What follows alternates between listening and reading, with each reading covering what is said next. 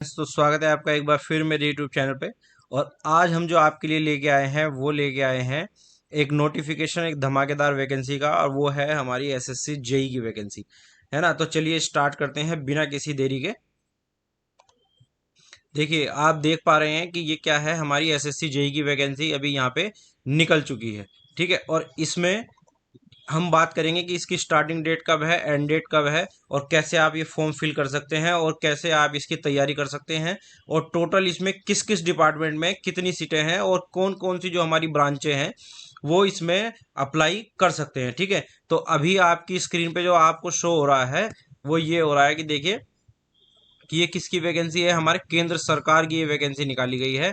और इसकी जो स्टार्टिंग डेट है, सबमिशन जो है हमारे स्टार्ट हो जाएंगे, है ना। एप्लीकेशन फॉर्म वो हो जाएंगे 26/7 से, और कब तक रहेंगे वो भाई 16/8 तक, है ना। तो लगभग लगभग आपके पास 20-21 दिन है इस फॉर्म को भरने के लिए। ठीक है, और इसमें देखो एक चीज और है, इन्होंने दिया है कि भाई आप जो है करेक्शन कर सकते हैं अपने फॉर्म में, लेकिन इस करेक्शन की फीस है वो भी मैं आपको बताऊंगा कि अगर आपके फॉर्म में कोई मिस्टेक हो गई है भरते हुए और आप उसे करेक्ट करना चाहते हैं तो वो भी आप कर सकते हैं, है ना। वो आप कैसे कर सकते हैं, ठीक है। आपको क्या देनी पड़ेगी, एक छोटी सी नॉमिनल फीस देनी पड़ेगी, उसके बाद आप इसे क्रैक कर सकते हैं। और इसका देखिए टेंटेटिव शेड्यूल इन्होंने दे दिया है किसका, एग्जाम का। कंप्यूटर बेस्ड एग्जाम हमारा कब होगा, अक्टूबर 2023 में होगा। ठीक है, अक्टूबर 2023 में होगा। ठीक है, चलिए आगे चलते हैं। अब इसमें देखते हैं किस किस डिपार्टमेंट में हमारी वैकेंसी इन्होंने निकाली है ना। देखो आप देख पा रहे हैं बीआरओ, ये देख पा रहे हैं ना बीआरओ। तो बीआरओ एक हमारा है ना, बॉर्डर रोड ऑर्गेनाइजेशन है, और इसमें जो एज लिमिट है वो 30 है। ठीक है, और इसे कौन कौन अप्लाई कर सकता है, सिविल इंजीनियरिंग वाला और इलेक्ट्रिकल इंजीनियरिंग वाला कैंडिडेट इसे अप्लाई कर सकता है। ठीक है, चलिए एक है हमारा सीपीडब्ल्यूडी, है ना, सेंट्रल पब्लिक वर्क डिपार्टमेंट। अब इसमें देखो एज क्या है, 32 साल है ना। कितनी साल है, 32 साल है। अच्छा, इसमें ना पहले जो है 28 साल हुआ करती थी एज एसएससी में ना, तो अभी इन्होंने थोड़ा वो किया है, बढ़ा दिए 2 साल एज, है ना। तो अभी यहाँ पे आप 30 और 32 साल के, यानी कि अभी इनमें एज रिलैक्सेशन भी है। जो हमारे कैंडिडेट SC ST OBC से आते हैं तो उनके लिए क्या है, एज रिलैक्सेशन भी है, तो उसे लगा के लगभग 33 से 35 साल के कैंडिडेट भी इस वैकेंसी में अप्लाई कर सकते हैं, है ना। तो जो CPWD वाले कैंडिडेट हैं हमारे, वो भी सिविल इंजीनियरिंग और इलेक्ट्रिकल इंजीनियरिंग वाले कैंडिडेट इसमें अप्लाई कर सकते हैं। ठीक है, और फिर है हमारा CWC, है ना, सेंट्रल वर्क कमीशन। तो इसमें आपके सिविल इंजीनियरिंग और मैकेनिकल इंजीनियरिंग के कैंडिडेट अप्लाई कर सकते हैं। और आप इसमें एज देख पा रहे होंगे, एज कितनी है इसमें, 30 साल एज है। ठीक है, इसके बाद एक फरक्का बैराज प्रोजेक्ट है हमारा, इसमें इलेक्ट्रिकल सिविल मैकेनिकल, है ना। मैकेनिकल सिविल है, इसमें इलेक्ट्रिकल नहीं है ना। मिलिट्री इंजीनियरिंग सर्विस है, इसमें सिविल है आपका।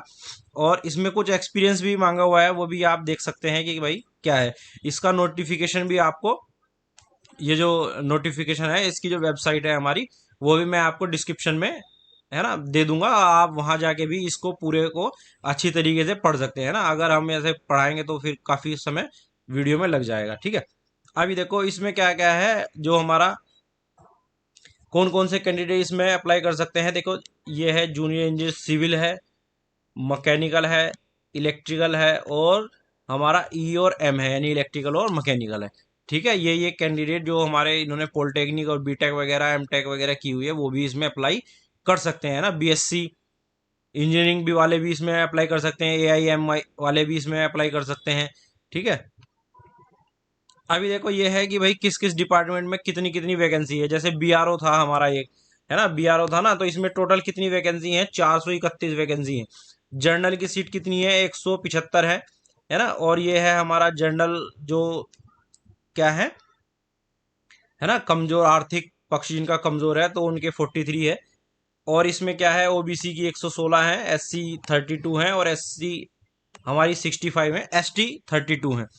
ठीक है, इसी तरीके से सभी इन्होंने जितने भी डिपार्टमेंट निकाले हुए हैं कि भाई किस किस में वैकेंसी है, तो यहाँ पे इन्होंने उन्हें डिवाइड कर दिया है कि भाई SC ST OBC और रिजर्व और अनरिजर्व में कितनी कितनी वैकेंसी है। तो यहाँ से आप देख सकते हैं ठीक है, तो दो ही डिपार्टमेंट है जिनमें काफी अच्छी वैकेंसी है, एक तो बीआरओ है हमारा और एक है हमारा सीपीडब्ल्यूडी, जिसमें वैकेंसी आपकी आ रही है 421 वैकेंसी आ रही है। ठीक है, चलो अभी टोटल देखो इसमें कितनी वैकेंसी है। देखो टोटल आपको दिख रही होंगी यहाँ पे 1324 वैकेंसी हैं टोटल, यानी कि एक अच्छा खासा जो है वैकेंसी निकाली है इस बार सेंट्रल गवर्नमेंट ने इंजीनियरिंग बेस पे। ठीक है, अब इसमें यहाँ पे दिखाया गया है कि भाई रिजर्वेशन कैसे कैसे है क्या है। तो आपको सबको पता है कि रिजर्वेशन हमारा कैसे होता है। जो हमारे एस सी एस टी के कैंडिडेट होते हैं उनके लिए 5 साल का है, और ओबीसी हमारा कितने साल का है, 3 साल का है। ठीक है, तो अभी देखो यहाँ पे आपको मैं दिखाता हूँ एज रिलैक्सेशन कहाँ पे इन्होंने दिया हुआ है, या तो नीचे होगा वो, है ना। चलिए देखते हैं, आगे बढ़ते हैं। अभी वो नहीं आया है यहाँ पे। अभी ये फिजिकल चैलेंजेस दिखा रहे हैं कि भाई जिसमें फिजिकल चैलेंज होगा, किसी का एक हाथ नहीं है या कोई सुन नहीं पा रहा है ना, या सुनने की क्षमता कम है उसकी, तो उसके लिए इन्होंने दिया हुआ है और वो अपन के काम का नहीं है। ठीक है, अभी देखो इसमें एक चीज़ है जानने वाली, वो क्या है कि जो बीआरओ है, बीआरओ उसमें हमारी फीमेल कैंडिडेट अप्लाई नहीं कर सकती है ना। यहाँ पे इन्होंने लिखा हुआ है only male candidate are eligible for the post of junior engineer in the BRO road organization, है ना। बीआरओ में केवल कौन फिल कर सकता है, मेल कैंडिडेट को ही लिया जाएगा। इसके साथ साथ ही अगर कोई कैंडिडेट हमारा नेपाल का और भूटान का भी है तो वो भी इस वैकेंसी में अप्लाई कर सकता है। ठीक है भाई, चलो अभी देखो यहाँ पे इन्होंने देखो ये दिया हुआ है एज रिलैक्सेशन। यहाँ पे आप देख सकते हैं कि जो हमारे एस सी एस टी के कैंडिडेट हैं उनके लिए 5 साल है, और ओबीसी के लिए कितना है, 3 साल है ना। और जो हमारे अनरिजर्व हैं लेकिन पीडब्ल्यूडी हैं उनके लिए 10 साल है, और पीडब्ल्यूडी ओबीसी 13 है ना, और एस सी एस टी के लिए 15 साल है। ठीक है, और एक्स सर्विसमैन के लिए भी इन्होंने 30 साल का जो है रिलैक्सेशन दिया हुआ है। ठीक है, तो यहाँ से भी जैसे जो हमारी वो थी सीपीडब्ल्यूडी वाली वैकेंसी, तो वहां पे आप ये समझ सकते हैं रिलैक्सेशन लगाने के बाद लगभग 35 साल का कोई भी कैंडिडेट, 35 साल तक कैंडिडेट जो है इस फॉर्म को अप्लाई कर सकता है, यानी कि जिसकी उम्र अभी 34 साढ़े 34 साल है वो भी अप्लाई कर सकता है ऐसे। ठीक है, सीपीडब्ल्यूडी में। चलो अभी देखो और इसमें और देखते हैं क्या क्या है ना। अच्छा, ये वैकेंसी बहुत अच्छी है, इसकी बढ़िया लग के तैयारी आप कर सकते हो। अभी इसमें आपको वो भी पता चलेगा कि भाई किस किस जो है सिलेबस क्या है एग्जाम का ना। ठीक है, सिलेबस भी आपको पता चल जाएगा, और ये काफ़ी सारी चीज़ें होती हैं जो आप पढ़ सकते हैं। मैं आपको ये सब दे दूंगा, है ना, तो वहाँ पे आप इसे पढ़ लेना, ये इतना कुछ खास नहीं होता बताने वाला।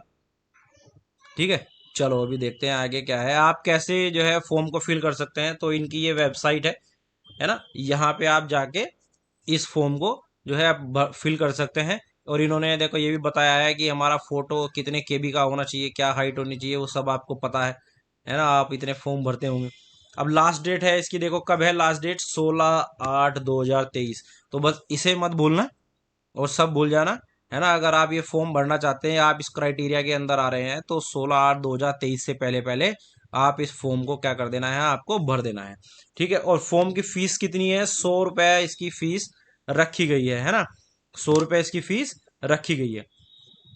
ठीक है, अच्छा इसमें देखो एक चीज और है, ये 100 रुपये भी किस किस के लिए है, जनरल और ओबीसी वालों के लिए है ना। अभी इसमें क्या है, जो हमारी वुमेन कैंडिडेट है, फीमेल कैंडिडेट हैं, और एससी एसटी है ना, और जो हमारे पीडब्ल्यूडी हैं कैंडिडेट या एक्स सर्विसमैन है, उनके लिए कोई भी पेमेंट नहीं रखा गया है। उनके लिए सब क्या है, फ्री है ना। क्या है, उनके लिए सब फ्री है। आप सब देख भी पा रहे होंगे कि भाई ये सभी इनके लिए क्या है, फ्री है। ठीक है, आप ऑनलाइन पेमेंट कर सकते हैं। ठीक, अच्छा एक चीज इसमें और है कि अगर आपका फॉर्म जो है गलत हो गया है तो उसे भी आप करेक्ट कर सकते हैं। देखिए ये मैंने जो है इसको हाईलाइट करके रखा हुआ है। इसमें क्या है कि अगर आपका कुछ भी गलत हो गया है और आप उसे करेक्ट करना चाह रहे हैं, और पहले करेक्शन पे आपको देने पड़ेंगे 200 रुपये। ठीक है, और लेकिन अगर आप सेकंड टाइम करेक्शन कर रहे हैं तो आपको कितने पैसे देने पड़ेंगे, 500 रुपये देने पड़ेंगे। और ये सभी के लिए वो है, मतलब सभी के लिए अप्लाई होगा ये रूल। ऐसा नहीं है कि S C S T OBC है ना, मतलब एस सी एस टी या वुमेन इससे बच जाएंगे। अगर कोई एस सी कैंडिडेट है और वो अपने फील्ड में करेक्शन कर रहा है फर्स्ट टाइम तो उसे भी 200 रुपए का चार्ज देना पड़ेगा। ठीक है भाई, चलो।